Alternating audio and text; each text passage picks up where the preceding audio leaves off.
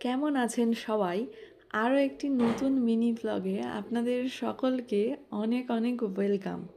আজকে নিয়ে এসেছি একটা দারুণ জিনিস। আমি সেদিনকে বাড়িতে বানালাম গোবিন্দভোগ চালের খিচুড়ি, সাথে ছিল অনেক সবজি, আর এটা আমার পছন্দের একটি খাবার।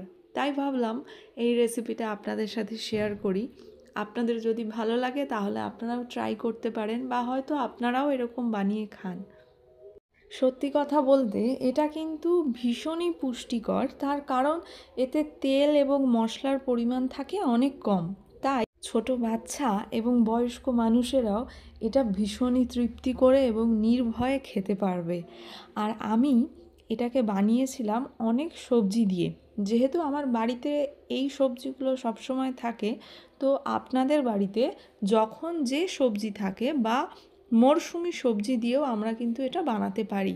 যে কোনো পুজোয় বিতরণ করা এরকম ভোগ বা প্রসাদ আমার ভীষণ পছন্দের, আর তাই জন্যই হয়তো এই খাবারটির প্রতি এত ভালোবাসা জন্মেছে।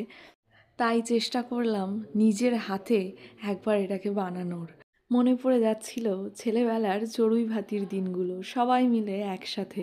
তো আমি চেষ্টা করেছিলাম ওই রকমভাবে বানানোর, যেটাতে অনেক সবজি, তার সাথে একটু ঘি বা বাটার এবং হালকা কিছু মশলা দিয়ে পুরো খাবারটাকে আমি তৈরি করেছিলাম।